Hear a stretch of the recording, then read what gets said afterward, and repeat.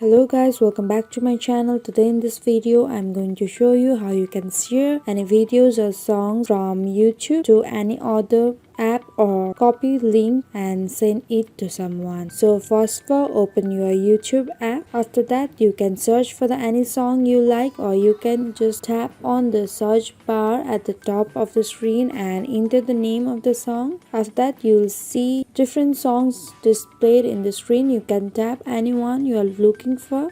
Below the song name you'll see different options. You can swipe it. Here you'll see the option of share. Tap on that, and if you want to copy link you can just tap on copy link. As you can see, that link had been copied. Now you can send it to anyone, or if you want to send someone through app, tap on share button and tap on any of the app you like to send.